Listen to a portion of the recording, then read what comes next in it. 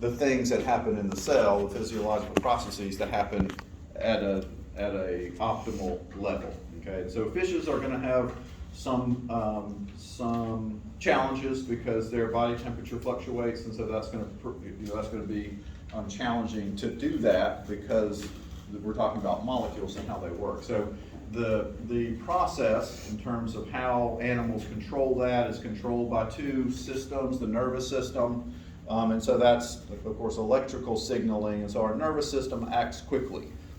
And so that can send signals to various structures in the organism, and that can influence what's happening physiologically. And then the other part of our mechanisms for maintaining homeostasis is the endocrine system. So the endocrine system is a system of glands and ducts that deliver chemical cues to the bloodstream. And so as we respond to stimuli, certain glands are stimulated, they release chemical signals into the bloodstream, and then those travel throughout the organism and contact other cells and send a signal to them, right? So it's our mechanism for sending messages to cells, right? Because not all cells are exposed to the environment. So we have to respond to the environmental cue, but then get that signal to the cells that aren't involved in responding to environmental cues. And so that is going to include the nervous system and the endocrine system. This takes time, right? So it can't happen instantly because we're talking about glands in a particular place that deposit chemical cues or chemical messengers into the bloodstream. And so that's going to take a while for those signals to reach individual cells. And so in combination, organisms tend to maintain homeostasis relatively quickly when these two things are working together. The function of the endocrine system is mostly controlled by a part of the brain, that's the hypothalamus, which is part of the central nervous system. And so a lot of signaling that happens internally is stimulated by, especially we're talking about temperature, by the temperature of the brain. And so as organisms, their head heats up or changes temperature, then that signals the hypothalamus to produce some either chemical signals or signals that will ultimately stimulate the endocrine system. And so specifically, the hypothalamus definitely influences what's happening with the pituitary gland. So that's part of the endocrine system. So our central nervous system responds to stimuli in various ways, and then in this case, signaling the pituitary gland, and that produces lots of different hormones that sometimes go directly to cells or sometimes go to other glands that signal them to produce a particular type of hormone. So very complicated system, of course, and that's, again, one of the reasons, when we talk about evolution and how organisms are related to each other, these are extremely complicated systems. And so when two groups of organisms do those things the same way, then the most likely explanation is that they evolved from an ancestor that did that. So it's not just looking at DNA necessarily. We're looking at all these complex systems that happen the same way in all vertebrates, basically. And so that suggests that we're all related to each other. Okay, and that's what I just said, basically. So the pituitary gland then the pituitary gland produces some chemicals or hormones that go directly to cells, but also other endocrine glands that are more specific in terms of their chemical signaling. Okay, so all this basically in combination is going to regulate what's happening in the organism chemically, and that's essentially what we're talking about when we talk about physiology, right? So we're talking about cell function and how that is regulated. Some of the things that are relevant to that would include our heart rates, and so not only do our heart rates increase when we're exercising, they also can increase for other reasons, right? And so not related to demand for oxygen. And so that would be a part of the kind of control mechanism that involves the hypothalamus and endocrine system. Blood pressure, again, that changes as organisms do different things and they respond to different chemical cues or environmental cues.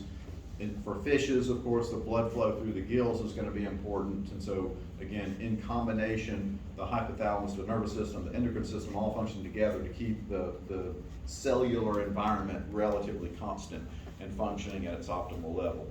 So what we're going to mostly talk about is body temperature and osmoregulation and excretion. So body temperature is obvious. Osmoregulation is how organisms control the relationship of water to dissolved ions in the bloodstream.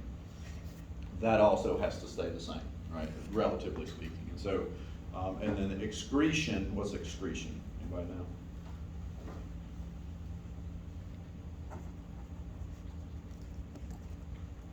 We all do it.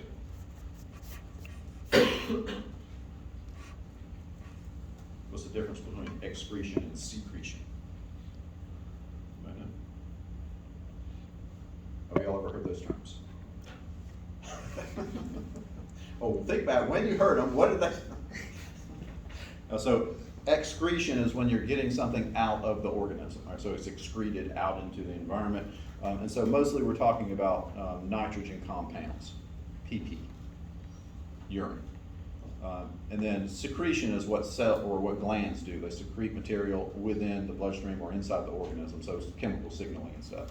Right? So these two things are related. Right? So osmoregulation is the control of how water and other ions are related to each other, the proportions, right? So we're trying to keep that together. How is excretion related to that?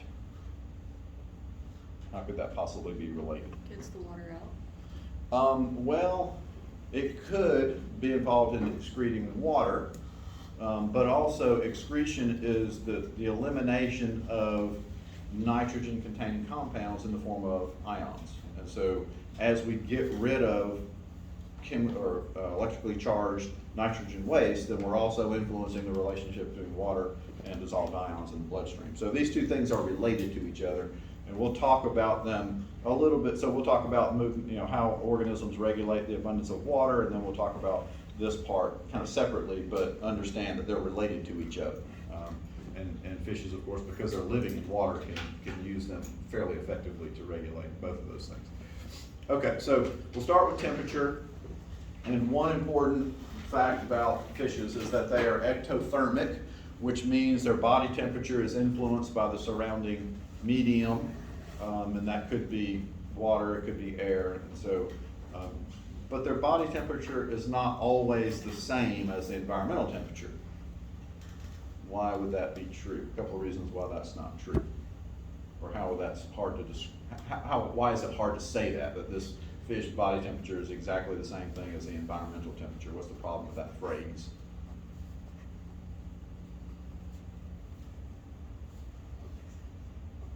It's a little bit more applicable to terrestrial systems. So if I say go outside and take the environmental temperature,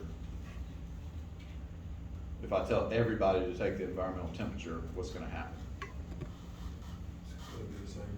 What's that? It's going to be the same. I would argue the opposite of that. It would be different. It would be different. Why would it be different? Well, location or time of day would make a difference. Yeah, I mean, so if we go out, the environmental temperature doesn't really mean a whole lot, especially in a terrestrial environment. It just depends on where you are, right? If you're in the parking lot, the environmental temperature is 98. If you're in the forest, then the environmental temperature is 82, right? So the environmental temperature is highly variable, so we can't really say that the fish or the organism's body temperature is the same as the environmental temperature, because it depends on where you are, where the conditions are as far as temperature goes. In water, it's a little bit less applicable, because why? Why is that phenomenon a little bit less applied to aquatic systems as compared to terrestrial systems? There's not as much things to vary the temperature. There's not as many things to vary the temperature because why? It's all one. It's all connected, so but so is the air, right? The air is connected too. And there's a little bit less variability in terms of shade and sun, but there's still some variability, but there's another physical reason why that phenomenon doesn't apply as well to aquatic biology or aquatic organisms. Something specific about water that's different than air. Like latent heat? The specific heat, right? The specific heat of water is really high, which means it takes a lot of energy to heat it up. A lot of energy has to be removed before it changes its temperature, right? So In other words, the environmental temperature of water is a lot less variable. So if I drew air, it's like this, depending on where you are time of day, water is like this. It changes a little bit, but not much. And so it doesn't really apply as well, but the concept is the same. I want everybody to understand that ectothermic does not mean this organism's body temperature is exactly the same as the environmental temperature, because that's not necessarily true. Sometimes it is, sometimes it's not, but I just want you guys to realize what that term really means. Okay, so we're going to talk about kind of two conditions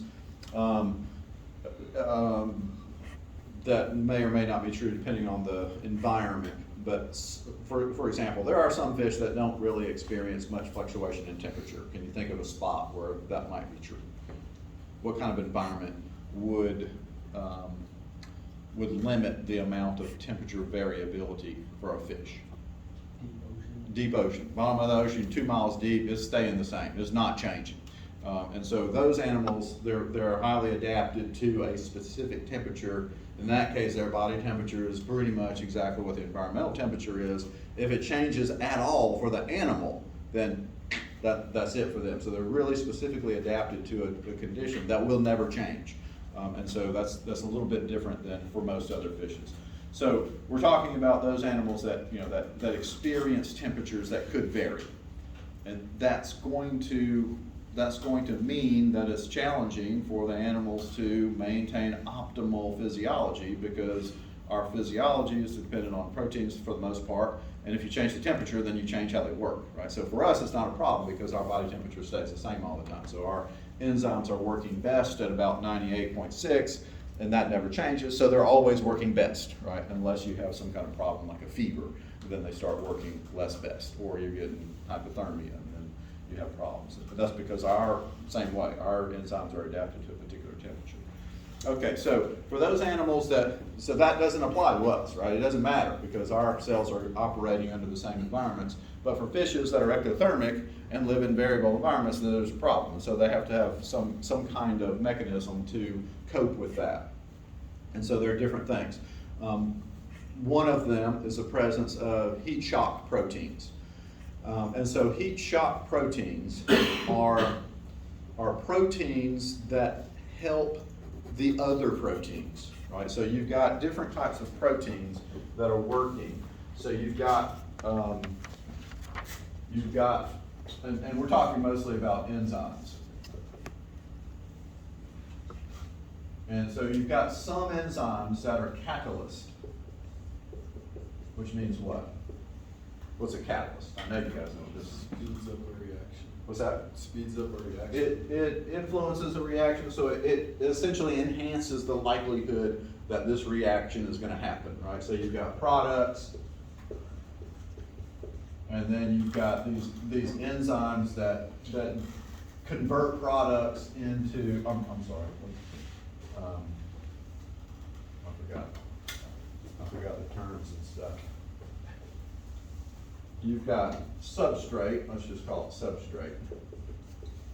So things that have to happen in the cell take molecules, and you gotta put them together, break them apart, whatever you're doing. So you've got substrate, then you've got some enzyme that's a catalyst, and that catalyst will cause a reaction to produce a necessary product. So our cells are after this product. And this enzyme, that's the catalyst, only works under some conditions, because if you change the temperature, then it changes its shape and it changes the landing spots for the substrate. A heat shock protein is one that maintains the structure of that guy. There's other ways you can influence the shape of the protein, not just the temperature. So you've got these proteins that are produced under certain conditions that just maintain the shape of that by binding to them and holding on to them so that they have the right shape, right? And that's a heat shock protein. They're only they're only produced when the animal starts experiencing variability in temperatures, and these things become necessary to hold this thing in the right configuration so that gets turned into that. And so that's a heat shock protein. they're not directly involved in the reaction, but they're there to make sure the catalyst, that's the enzyme, stays the same and it stays, the function remains the same. Another mechanism that cells or that animals have to regulate or control the fluctuation of temperature are isozymes. So isozyme, how do you spell isozyme? Isozymes are also proteins or enzymes, but there are different forms of them, right? So you've got isozyme A and isozyme B. The reaction or the products that they produce are the same. They're different enzymes, but they produce, so they take the substrate and they convert it into exactly the same product, but they work at different temperatures. Okay, so, and the other thing that's important about them is that these different forms, A and B, are on different genes, or the genetic information that our cells need to make them are on different genes. Okay, so that's the key to an isozyme. Okay, so just a quick review of what that means. Does anybody know what it means to be different gene? What do I mean by that, different gene?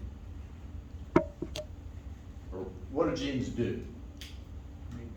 They hold the information for making proteins. That information is held on a particular type of molecule. What's it called?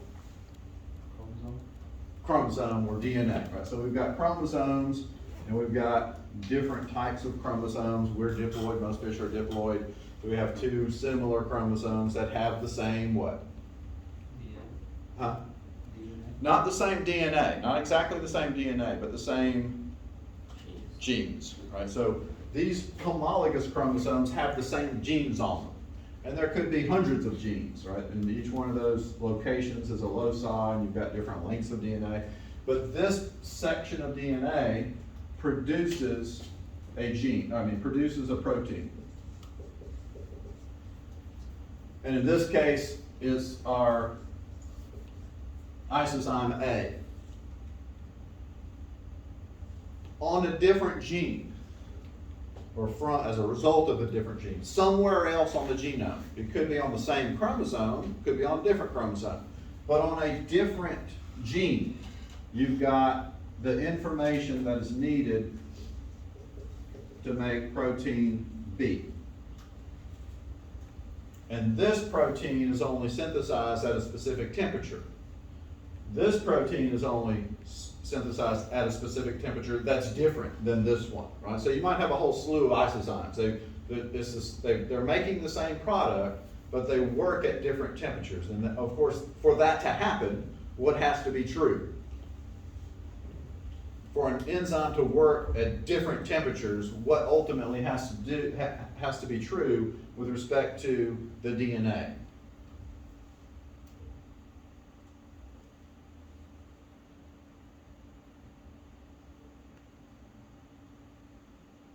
Has to be what? The information that I'm using to make A has to be what compared to the information I'm using to make B?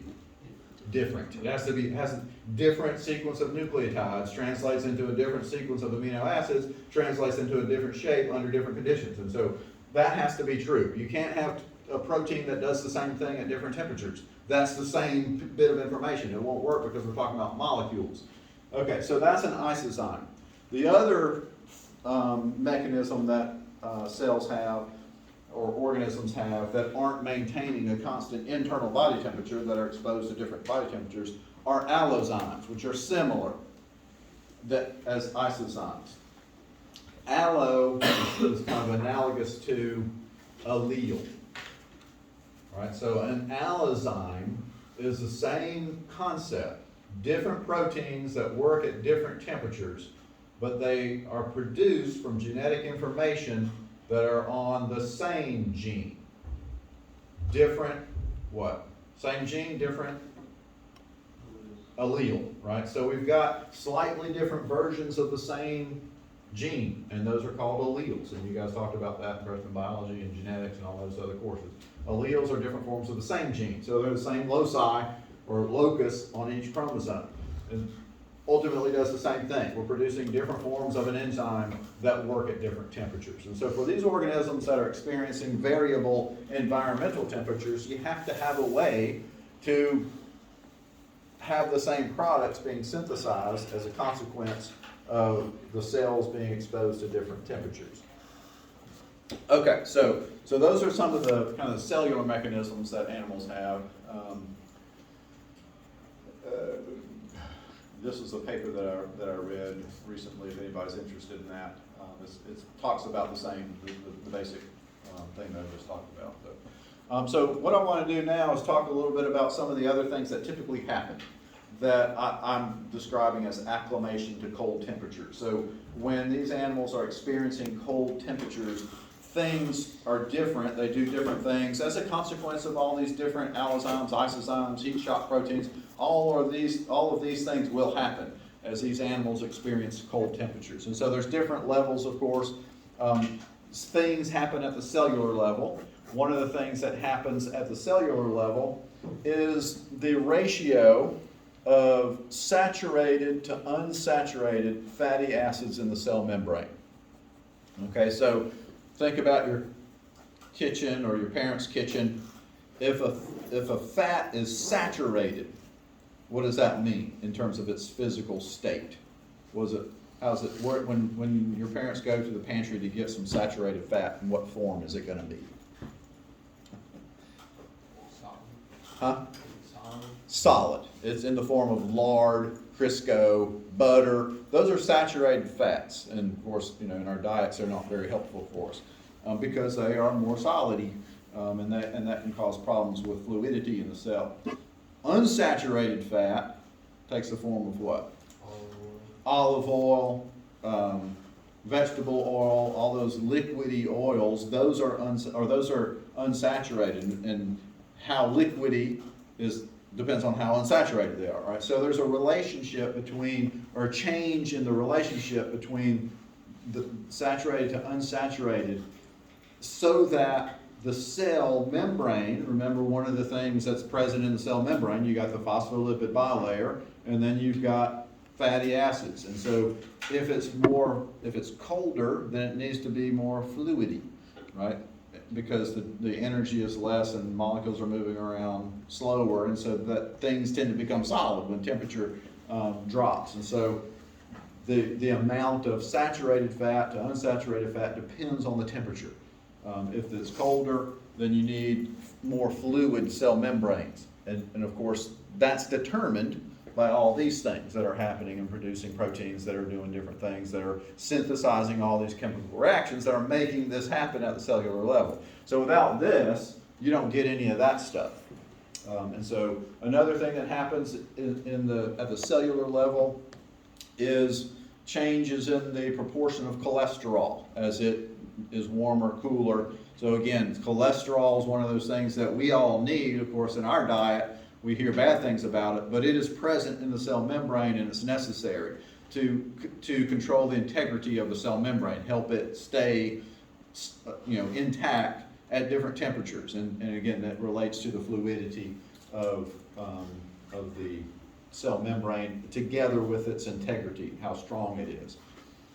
Okay, some other things that happen is that the cells begin to build more mitochondria per red muscle cell. And why do you think that might happen? What happened, or what's the function of the mitochondria? Produce energy. What's that? Produce energy. It doesn't produce energy. It produces something specific from energy that's released from another molecule, but it's not producing energy. ATP. It's producing ATP, right? Which is what our cells use as a source of energy as it's broken apart. So why would you expect more mitochondria per red muscle cell when things get cold. Again, we're talking about organisms that are ectothermic. What's happening in their bodies are affected by the external temperature. For us, it doesn't change a whole lot. What's happening within us doesn't change a whole lot. We always need lots of energy, right? These guys, not so much, right? And so because they don't have any way of controlling their internal body temperature, then when the temperature in the medium gets cold, what happens to the body temperature? It's cold. Also gets cold. And how does that relate to ATP? And why would you expect this to happen? Why would you expect more mitochondria to be synthesized for every red muscle cell when things are cold? To warm them up. Not so much to warm them up, but what happens to chemical reactions when the environment gets cooler? Slow down. They slow down. So each mitochondria is producing a certain amount of ATP at 15 degrees Celsius. At 3 degrees Celsius, what's happening? It's not making as much. They're not making as much. Molecules are moving around more slowly. There's no possible way that they can be synthesizing the same rate. But the animal still might need to swim against the current or move around. And so the only way you can accommodate that, you still have the overall same production of ATP, but you have to have more mitochondria to do it. And so, again, a modification at the cellular level. The red muscle cells now start to produce more mitochondria. That ain't happening unless of all this stuff is going on at the same time. Okay, then you have some modifications at the tissue level. Same basic principle. You tend to produce a higher proportion of red muscle. Again, red muscle is going to be supplied with hemoglobin. There's more mitochondria. That is where oxidative phosphorylation happens. That's where most of the ATP comes from. You've got more mitochondria in each red muscle cell, but now you have more red muscle altogether, right? So just an additive mechanism for producing more ATP when body temperatures become cooler. And this is most typical or most pronounced in things like striped bass that are moving around in cold temperatures. A lot of animals spawn in cold temperatures, and so that has to happen because they're using up a lot of energy at the same time their body temperatures are cooler. And so the other related to that is that you've got the animals are recruiting more red muscle fibers while they're swimming at low temperatures. Okay, so you've got a higher proportion of red muscle, and those red muscle fibers are used more, a higher proportion of them are used when temperature is low. Earlier in the semester I talked about like a largemouth bass that mostly just sits there. They have red muscle, but they're not recruiting the activity of red muscle most of the time because they don't need a lot of ATP. They can break down glucose anaerobically. They just go out short bursts, come back, and just sit there again. But something like a salmon that's swimming around in the mountain streams, those streams get cold during the wintertime. They still have to swim against the current and do all the things that they do. And so that's going to require them to recruit a higher proportion of the red muscle that they have in the first place. And so some of these animals have a large amount of red muscle tissue relative to the white muscle that we talked about. That's more typical of most generally sedentary or more sedentary species of fish. Okay, does anybody have any questions about that? So the idea here is that we're talking about animals that whose body temperature kind of goes up and down.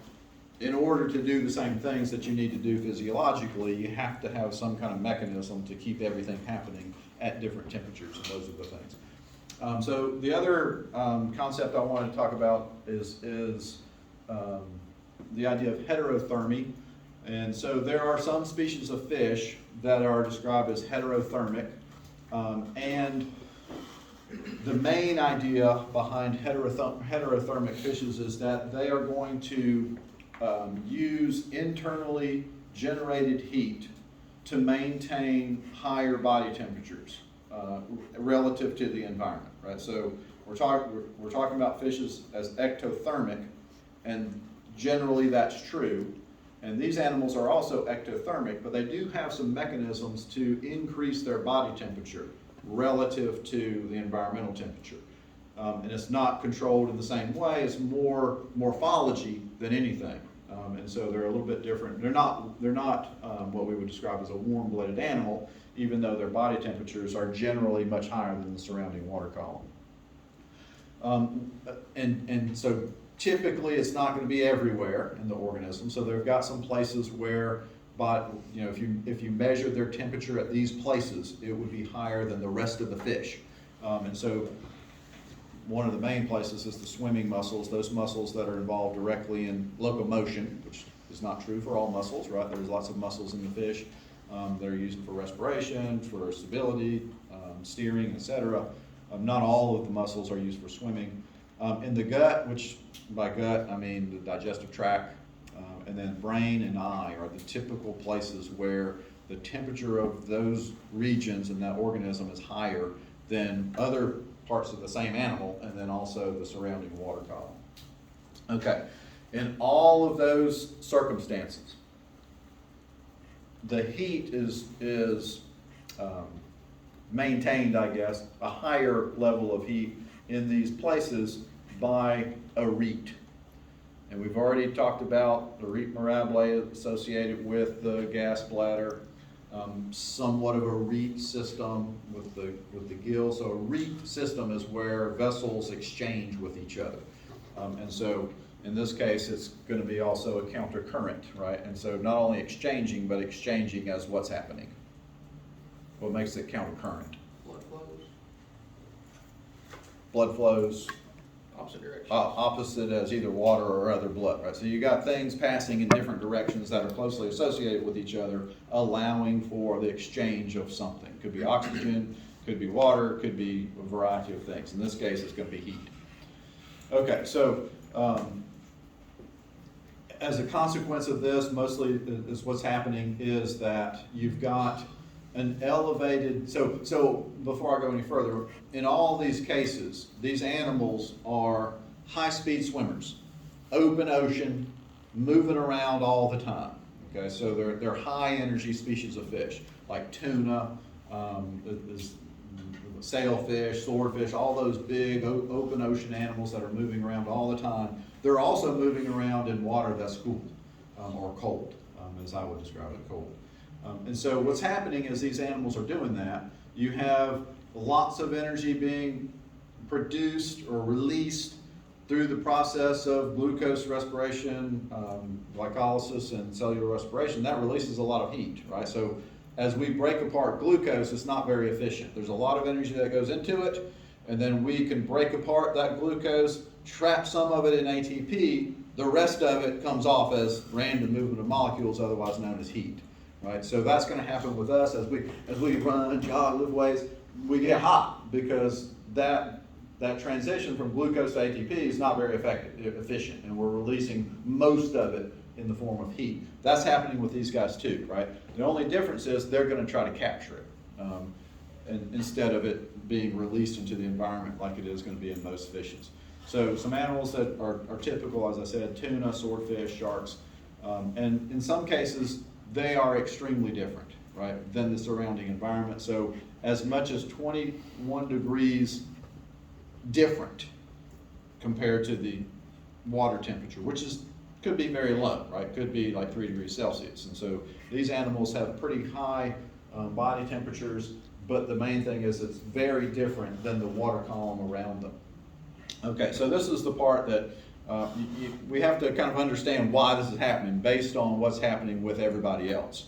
Okay, and so generally speaking, in most fishes, you've got a particular pattern of blood flow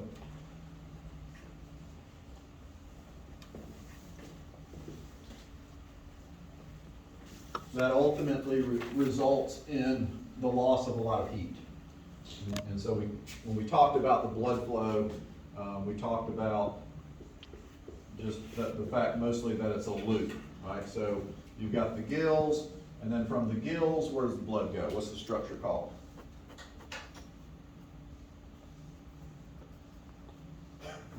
The lungs. The what? Lung. not the lungs, no, we're talking about fish. Yeah. Huh? What vessel does so these are the gills, what vessel does the blood flow into from the gills?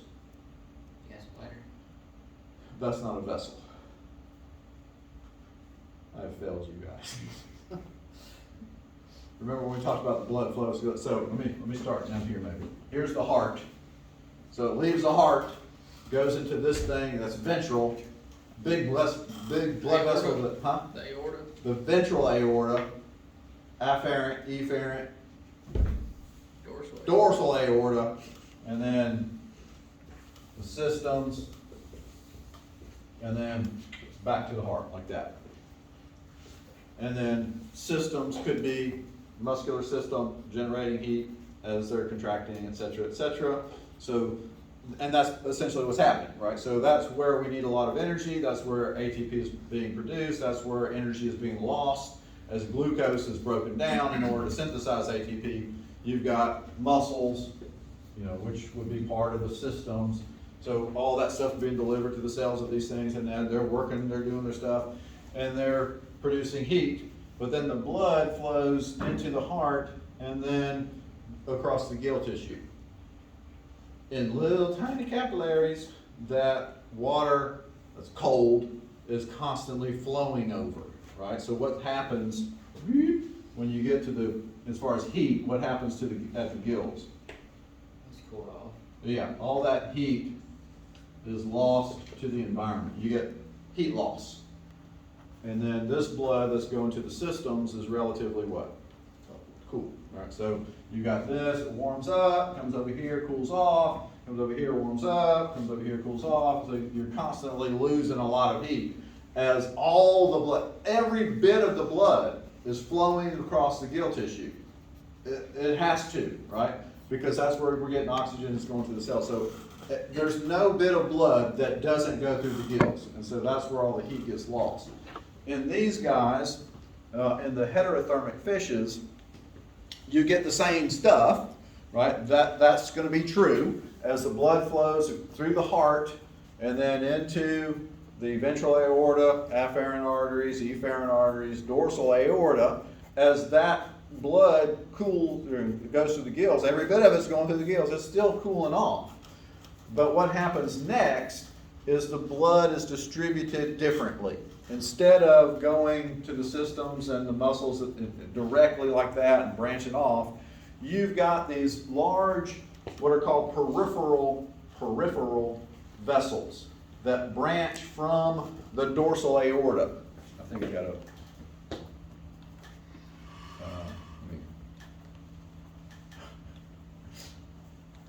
I'll just draw it because I don't want you to see that yet.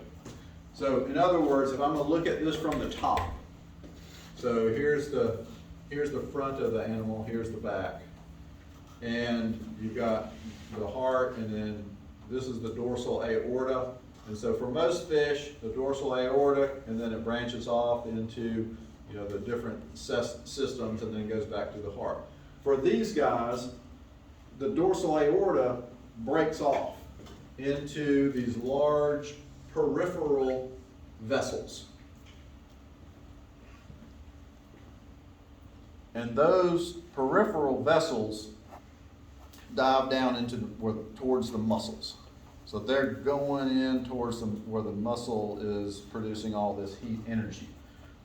Okay? And so the heat is exchanged as those vessels pass near the ones coming out of those muscles. Right? And so on this particular picture, you can kind of see it, right? So this is blood that's in the peripheral artery, so it's got oxygen in it, right? So it just has passed through the gills and is in one of these large peripheral arteries.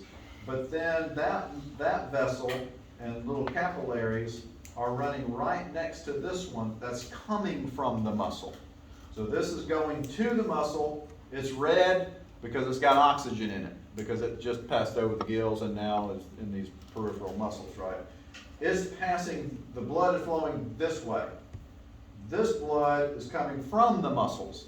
It doesn't have any oxygen in it, but what does it have in it? heat. And so these things are positioned in a way so that these capillaries running next to each other, all that heat that is generated in the muscle is running right next to this cold blood, and so what happens? Heat is transferred. Heat goes this way and warms up this blood. So instead of going cold blood to the muscles and then muscles heating it up and then going and then losing it, you got warm blood going to the muscles. The muscles don't have to work as hard. And all that heat that the muscles are producing are captured and going back to the muscles. So ultimately, that's going to allow these animals to have much, much higher muscle temperature than they would otherwise. And so you've seen these shows, Wicked Tuna, where they go out and they catch tuna. They immediately cut them open and do what with them? Put them on ice with the body cavity full of ice. Because if they don't, the muscles are so hot, it's going to spoil just like that. It's going to be cooking right there in front of them. Because their body temperatures are so high because of this process, this REAT system.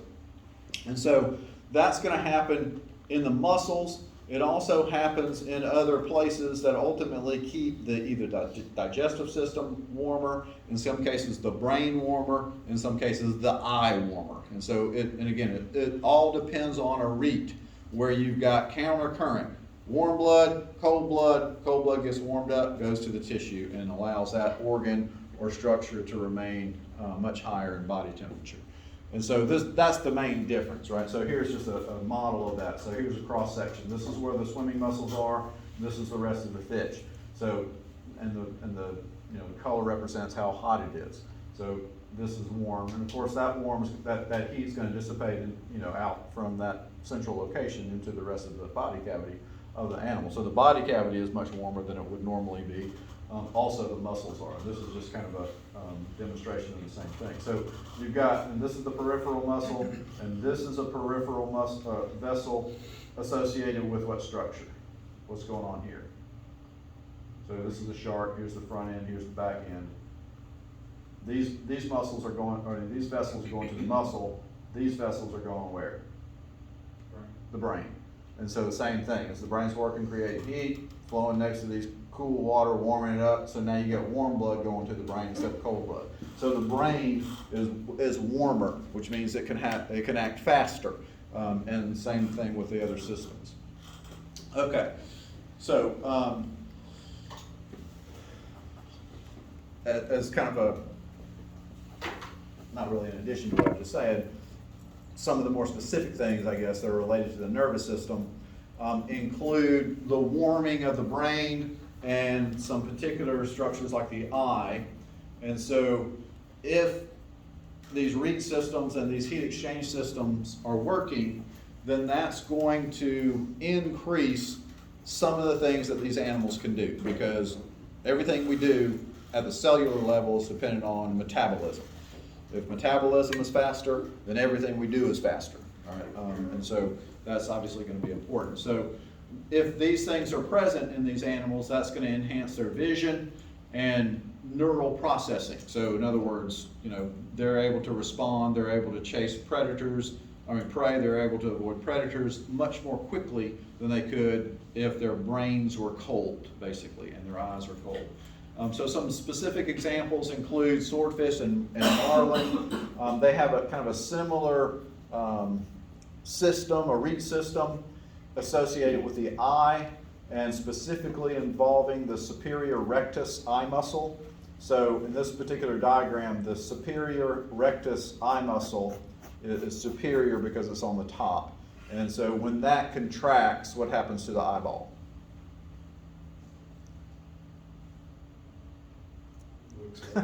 Yeah, my superior rectus just contracted. Yeah, your eyeball does that. So in most animals, most vertebrates, there's some type of superior rectus eye muscle that moves the eyeball. So our eyes can do this and do that and move up and down.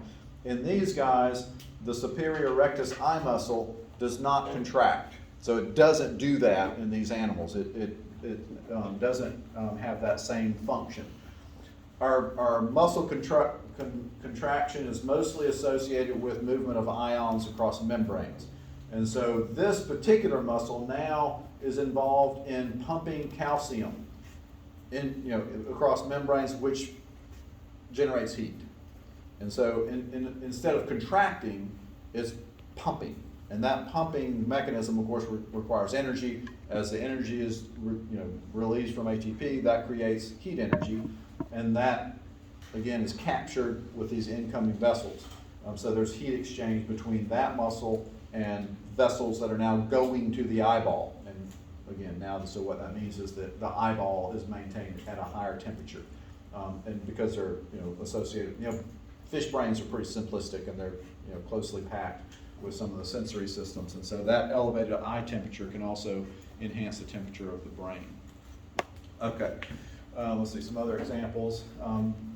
This particular animal, there's a similar system that delivers blood to near where the spinal cord is. Of course, the spinal cord is important because what? Why is the spinal cord so important to us? It's part of the CNS. For support? Not the spinal cord. It's part of the CNS. Central nervous system. The central nervous system, right? So what happens if our spinal cord is damaged? Can't move. Yeah, so muscles and things aren't getting a signal, right, from the brain. So we're not functioning properly. So a lot of things, of course, are dependent on proper functioning. You got different nerves going from different locations along the spinal cord, sending signals to muscles in a variety of places. So if that's warmer, then those reactions happen faster, and that can enhance the movement of these organisms. Okay, I'm going to stop here, and then because I want to give back your lab practical.